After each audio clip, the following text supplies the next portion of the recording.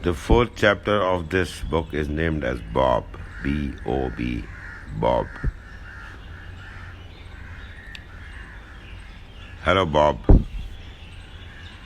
Yes, Xavier, how are you? I look at him. He has changed his suit. Today he's wearing a royal blue with a royal blue tie and a plain shirt. Xavier, how come you're so smart and fit? Bob, anybody who thinks right, who has good thoughts, good intention, who leads a balanced life can be fit. We are the guardian angels. We can take shapes. I am here to see you. I am here to teach you, to tell you what your life has been, to remake you, to reinvent you, to relive you. So what is it, Xavier? It's Bob. Bob, it's Bob. What is it about Bob? What do you want to tell me about Bob? I've seen the events of my life.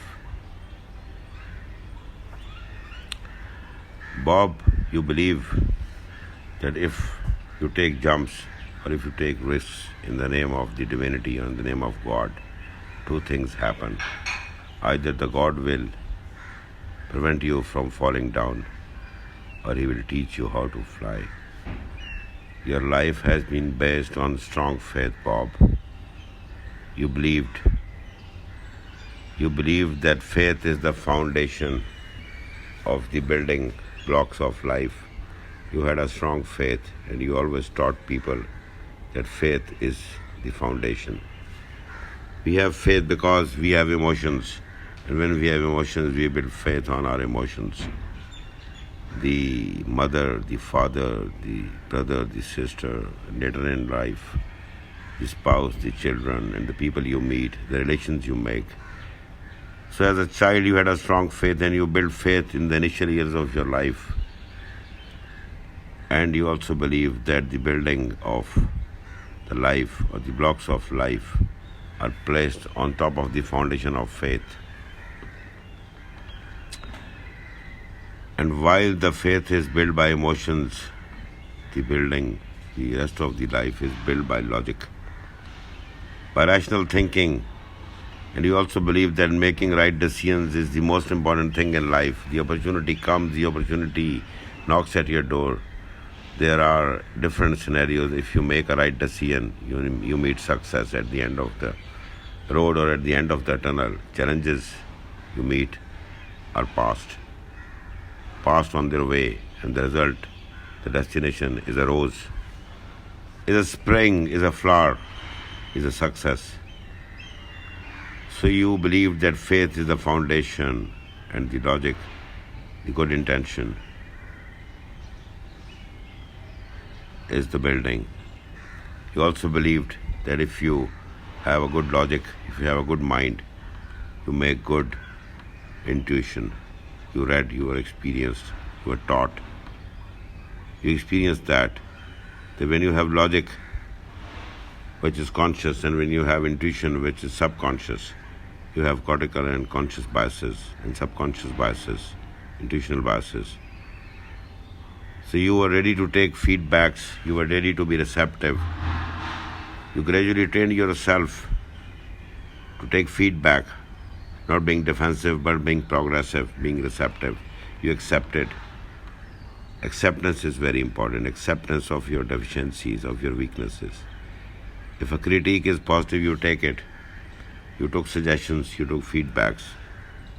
And remember, when you take suggestions and feedbacks, you remove your cortical and intuitional biases, not only by feedbacks, but also by experience. So in the name of divinity, in the name of God, if you take a jump into the life, take a risk to make a decision, you believed. Either God will teach you how to fly or He will hold you from falling down. This was your faith. Your faith is very strong, Bob. You have a faith. You also have logic. You also have intuition. You are a professional. Bob, you are a professional. You have been saving lives as a tool, not as a means. You've been teaching those, you've been teaching that all your life. So, Savior, my faith is strong, my building is okay, and my intuitions are my intuitions and cortex without biases? Yes, you have tried your life, you have taught this to the world, that one should remove the cortical and the intuitional biases. You taught them that the only way to liberate yourself is being truthful, is being true to the truth. The truth will liberate you from your cortical and intuitional biases. The truth is the answer. The truth is the fact. The facts stand on their feet, tall, high, mighty. So you taught the logic, you taught the intuition, you taught the faith, the logic and the intuition. What else, Savior? Yes, you also believed that destiny will come disguised as opportunity and disguised as hard work. Hard work or smart work? Smart work, Savior. Both. The hard work is consistency, and the smart work is the intensity. So intensity plus consistency will make hard work and smart work, and will give you opportunity. Am I a rich, Savior? Yeah, you are moderately placed. You are a rich man. You are rich in love, in care, in trust, in faith, in logic, in intuition, in laying off happiness, smiles.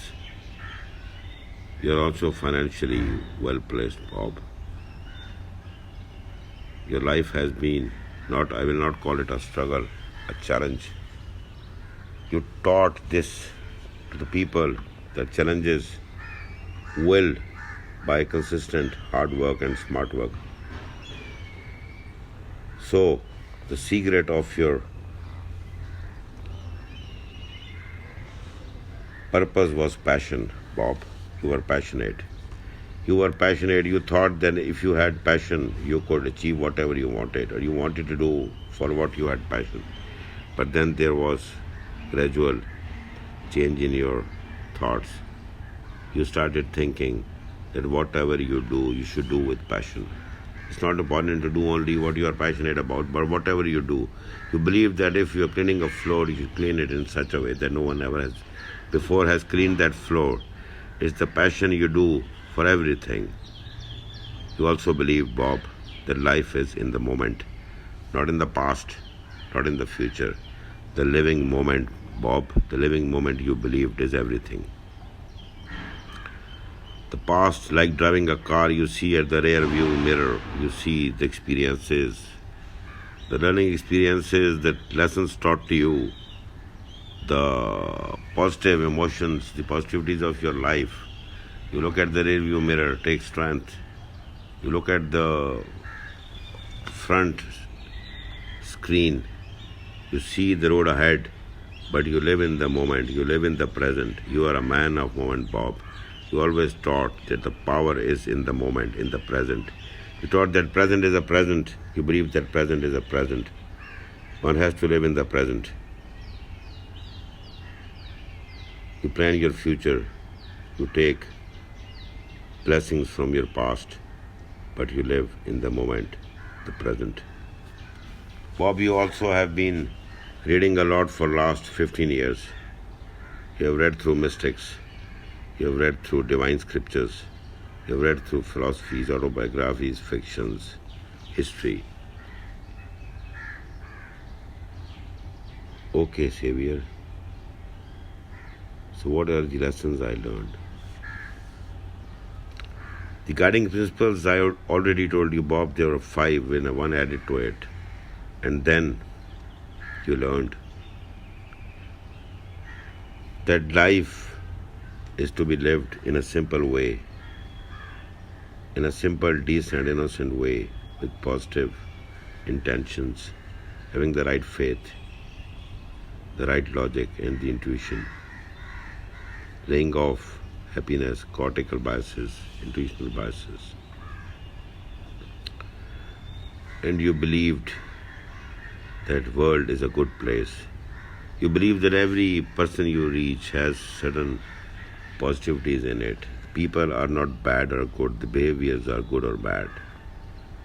With love, with care, you can change a bad behavior into a good behavior. You believe in transformation, Bob. You believe in transformation. You also believe that conflicts can be solved by accommodation, collaboration, or by compromise. Compromise is not a lose-win or lose-lose situation. It's a win-win situation. You also believe that competitions are only to be done with your own past, not with the people around you. So in order to resolve conflicts, one should stick to collaboration, accommodation, and compromise. You also believed that anger or the outer world or the negativities come from the inner world. The noise of the inner world can be perceived as the noise of the outer world. If you have peace inside, if there is no fight inside, if there is peace, the world is peaceful. You also believed in self-control, that if you want to control the world, you should try to control yourself. You started to believe that from speaking, you should become an active listener. Speech is good. You speak to communicate, but then to listen is to learn. You have become an ardent believer of active listening. You have been changing, Bob. You have been changing through phases. You also believe, Bob, that the suffering is not in the fact itself. It is in the perception of the fact. The divine events taking place in your life were not in your control.